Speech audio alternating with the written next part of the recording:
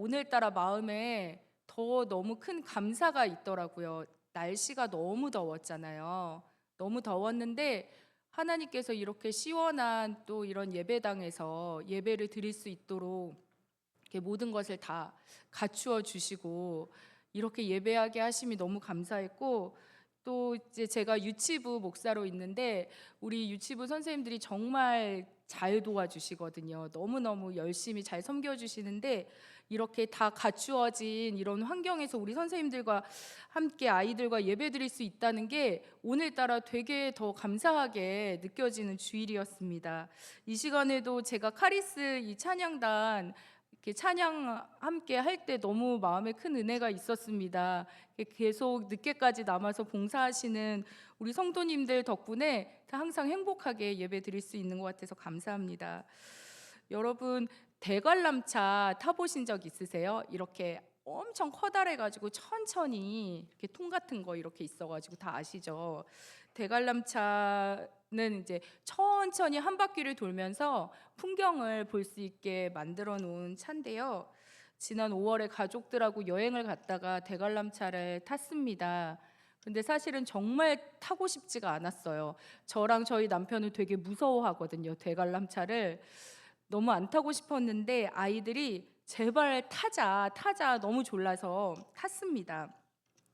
아이들은 이제 올라가면 올라갈수록 너무 신나서 엄마 저기 좀 보세요. 너무 다 작아졌어요. 너무 좋아요. 막 이러는데 저와 남편은 너무 무서워서 풍경을 볼 여유가 없었어요. 아이가 엉덩이를 조금만 흔들어도 가만히 있어. 대관람차 흔들리잖아. 막 이러면서 아이들의 그 막 동심을 파괴하면서 저희들은 되게 무서워했습니다. 근데 이상하게 비행기를 타면 되게 높은 데까지 올라가잖아요. 그래도 무서워하지를 않는데 대관람차는 왜 그렇게 무서웠을까? 안전에 대한 염려 때문이었던 것 같아요. 우연히 얼마 전에 대관람차 예전에 사고 났던 그런 기사 같은 걸 보게 되었었거든요. 그런 얘기를 좀 나눴었어요. 와, 대관람차 좀 되게 위험한 거구나 이랬는데 마침 대관람차를 타게 되니까 너무 무서운 거죠. 사고가 날까 봐. 아이들은 그런 걱정이 없으니까 굉장히 천진난만하게 그 시간을 즐겼는데 오히려 어른이 되면 될수록 세상을 알면 알수록 불안한 마음이 더 우리 가운데 커질 수 있겠구나 이런 생각을 했습니다. 과학자나 의사들은 불안을 꼭 나쁘게만 볼 필요는 없다. 사람이 불안한 그 감정이 있어야 위험한 상황이 됐을 때 대비도 할 수 있고 이렇게 벗어날 수도 있다고 이야기를 합니다. 그렇지만 우리 현대인들은 때로는 너무 과도한 불안 때문에 힘들게 살아가는 것 같습니다. 상담에서 어떤 이제 한 사람이 왔을 때 개인의 문제를 이제 치료를 하려고 하다 보니 이 개인의 문제만 치료를 해선 안 되겠다. 이 가족 안에서 어떤 문제가 있기 때문에 이 사람이 마음이 어려운 거다. 이런 걸 가족 상담이라고 하는데요. 이런 걸 이제 잘 정리한 보엔이라는 의사가 있습니다. 그런데 이분은 가족 안에서 가장 큰 문제를 유발하는 것을 불안으로 보았습니다. 그러니까 사람은 독립적인 생각과 결정을 할 수 있는 그런 주체적인 사람으로 자라야 문제가 없습니다. 아기 때에는 엄마의 생각과 아기의 생각이 같고 엄마의 생각과 엄마의 감정과 아기의 감정이 이렇게 분리가 안 되어 있지만 점점 뭐 사춘기를 거치고 어른이 되면 엄마의 생각과 자녀의 생각이 이제 분리가 되고 엄마의 감정과 내 감정이 분리가 돼서 내 생각, 내 감정을 가지고 판단을 할 수 있는 사람이 되어야 제대로 기능을 할 수 있는 사람이 되는데 어떤 가족 안에서는 부모가 이 아이가 독립을 하지 못하도록 붙잡고 있다는 것입니다. 그래서 부모의 생각이 아이의 생각이 되게 하고 부모의 감정이 아이의 감정이 되게 하는데 이것을 이제 융합이라고 합니다. 그렇게 융합이 되어 있는 자녀는 정상적인 정서를 가지고 살아가기가 어렵다고 보는 것입니다. 그런데 이렇게 부모가 자녀를 융합을 시켜서 독립을 시키지 못하는 가장 큰 이유가 뭐냐면 불안 때문입니다. 어머니의 불안, 아버지의 불안.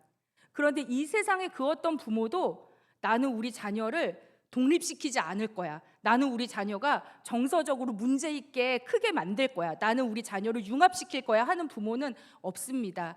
그것은 이제 부모의 불안 때문에 무의식 속에서 그런 일들이 일어난다고 합니다. 그렇기 때문에 이 불안이라는 것은 자기 자신에게도 굉장히 안 좋은 영향을 미치지만 자녀를 망치기도 하는 그런 아주 그런 것이 불안입니다. 그러면 어떻게 우리는 불안에서 벗어날 수가 있을까요? 아, 불안한 거 나도 불안해서 좀 벗어나고 싶어요. 염려하지 않고 싶고 나도 나의 자녀에게 그런 불안을 물려주고 싶지 않아요. 그런데 어떻게 벗어날 수 있습니까?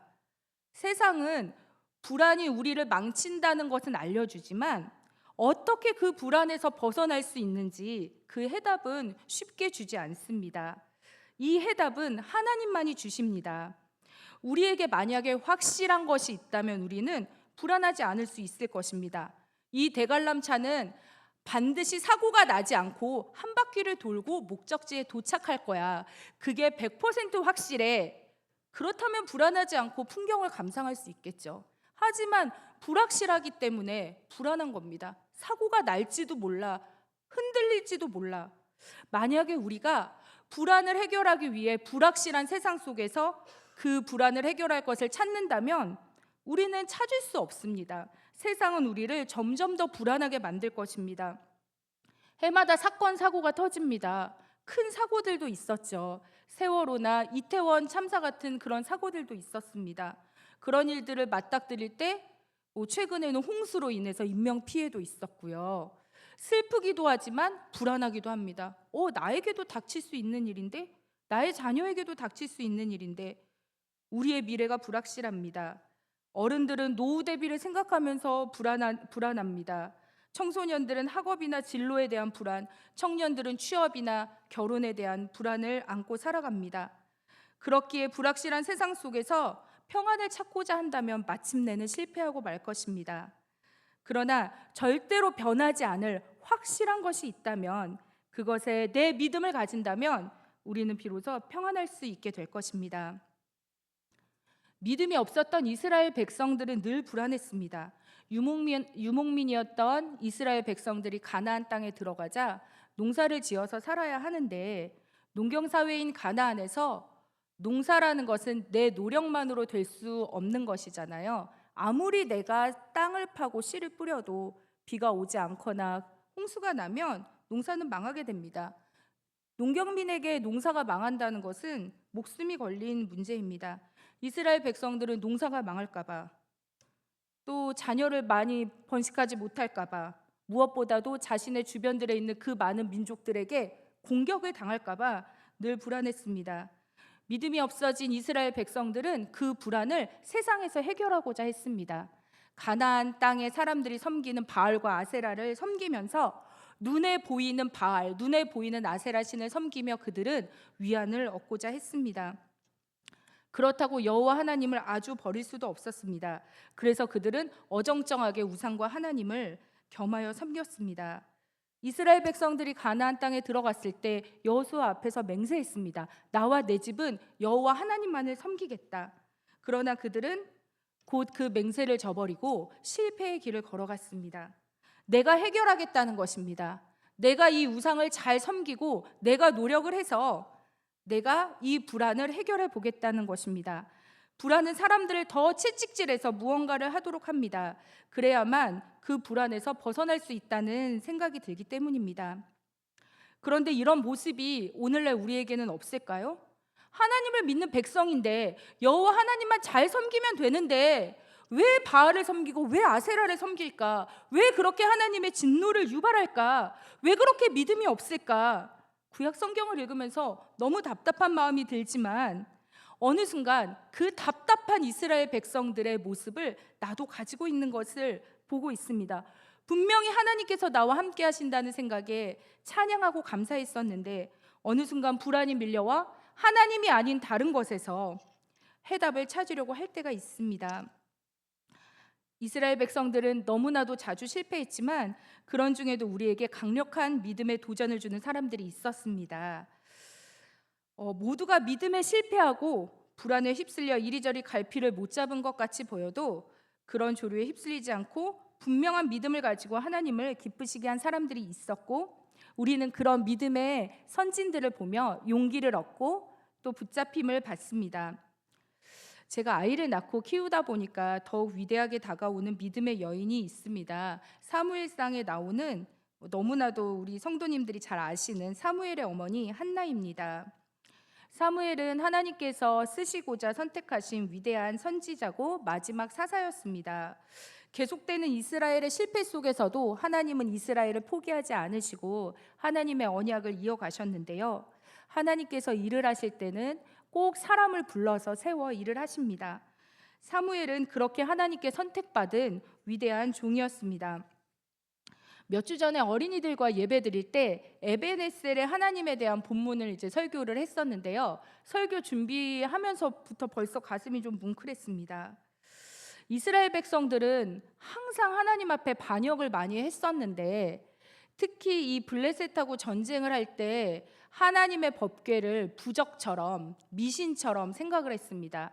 자신들이 하나님께 반역한 죄를 회개할 생각은 하지 않고 그 법궤를 가지고 나가면 마치 내가 부적을 붙이고 나가는 것처럼 하나님이 우리를 이기게 해주실 것이다, 이런 생각을 가지고 좀 불경스럽게 하나님의 법궤를 가지고 나갔다가 블레셋에게 패배를 하고, 철저히 패배하고 법궤마저 빼앗겼습니다.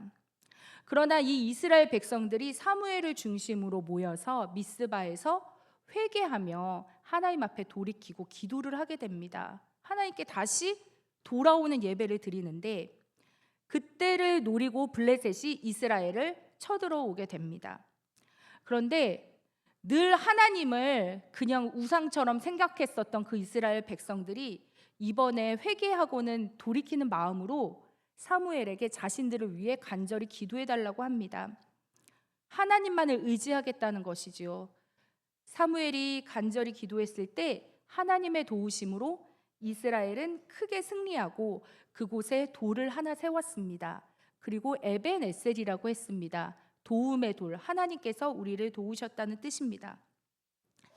사사시대에도 이렇게 영광스러운 하나님께서 베푸시는 승리와 구원의 역사를 그 중심에서 체험했던 이스라엘 백성들, 하나님 앞에서 돌이킨 그 아름다운 모습이 있었고, 그 중심에 선지자 사사 사무엘이 있었습니다. 그런데 이 사무엘을 계획하신 하나님께서는 한나에게 오랫동안 아이를 낳지 못하게 하셨습니다. 한나를 괴로움 중에 그냥 내어버려 두셨습니다. 한나가 기도를 안 했을까? 저는 늘 기도를 했을 것 같아요. 자기가 아이를 낳지 못하는 것 때문에 괴로움을 많이 당했잖아요. 그 남편의 다른 아내인 브닌나에게 괴로움을 많이 당할 때 이 한나라는 믿음의 여인이 기도를 안 했을까? 분명히 기도를 했겠죠. 그런데 하나님께서 기도에 응답을 하지 않으셨습니다. 응답을 하지 않는 것처럼 보였어요. 내어버려 두셨습니다. 괴로움 중에. 혹시 우리 중에 기도를 하고 있는데도 응답이 되지 않는 것 같은 분들은 이 또한 하나님의 뜻 안에 있다는 것을 믿으시기 바랍니다. 시간이 지났습니다. 드디어 하나님의 때가 되었을 때 이 여인의 기도는 너무나 간절해져서 술 취한 사람처럼 하나님께 기도를 하는데, 그제서야 하나님 앞에 이런 서원이 터져 나옵니다. 하나님, 아이를 낳게 되면 이 아이는 저의 아이가 아니라 하나님의 아이입니다. 제가 이 아이를 하나님의 아이로 바치겠습니다. 이런 어떤 나실인 하나님의 종으로 바치겠다는 그 기도가 터져 나오기까지 하나님께서 이 사랑하는 여인을 잠시 괴로움 가운데 두셨습니다. 하나님께서 우리의 괴로움을 서둘러 해결해 주시는데 목적이 있지 않으시고, 하나님께서는 하나님의 뜻을 이루어 가시는데 그 뜻이 있다는 것을 깨닫게 됩니다. 이렇게 한나가 아이를 낳게 되었습니다. 얼마나 소중한 아이입니까? 나의 수치를 다 씻어주고 나의 명예를 회복시켜준 아이입니다. 나를 웃게 만든 아이, 내가 너무나 오랫동안 간절히 기도해서 하나님께 응답받은 그 아이. 그런데 이 아이를 젖된 후에 성전으로 올려보냅니다.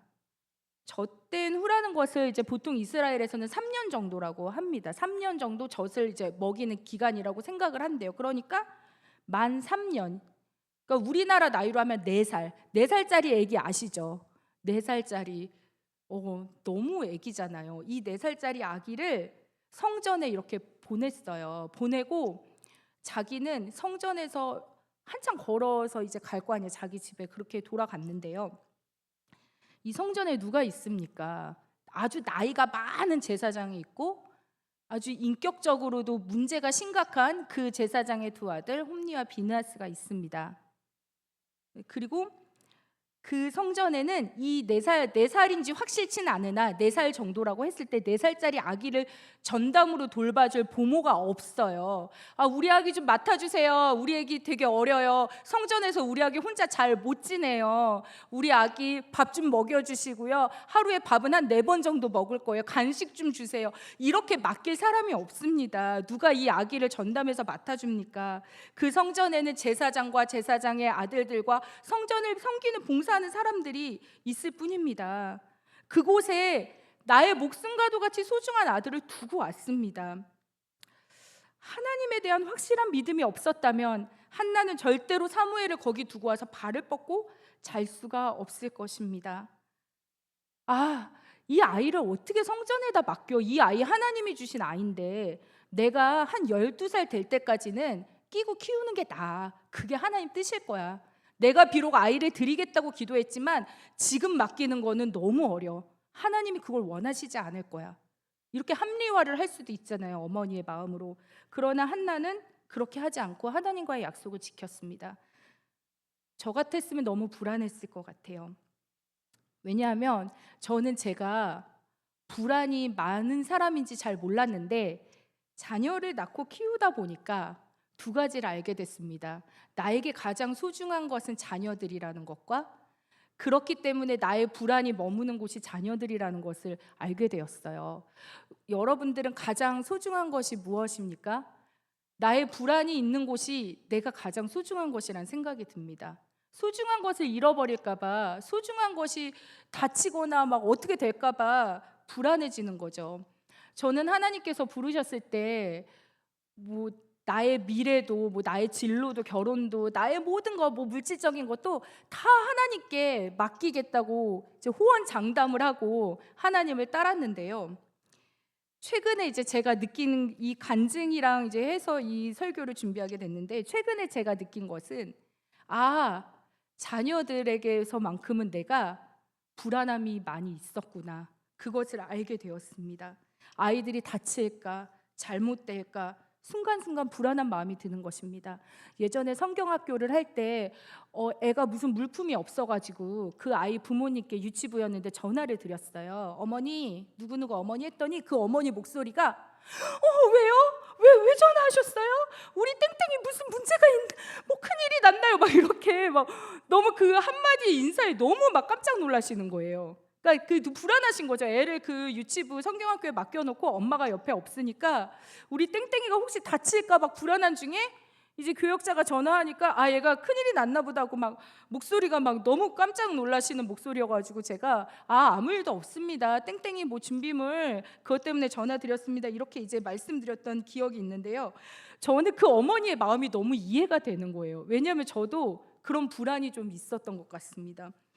여전히 내가 나서서 아이들에게 필요한 것, 좋은 것을 해주기 위해 노력하고 있었습니다.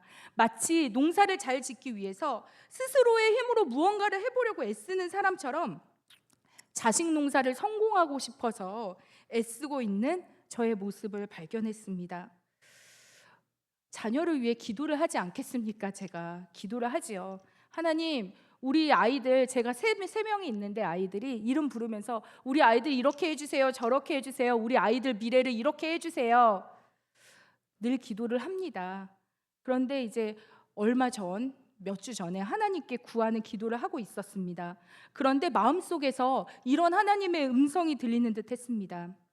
한나가 사무엘을 여호와 앞에 맡겼던 것처럼 너는 너의 자녀들을 여호와 앞에 맡기고 너는 온전히 주님을 쫓아가라.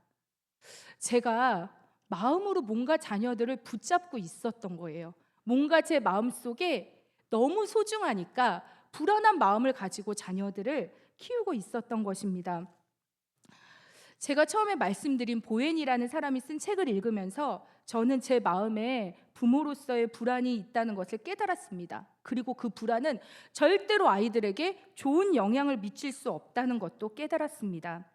그리고 하나님께서 말씀하시는 것을 깨달았습니다.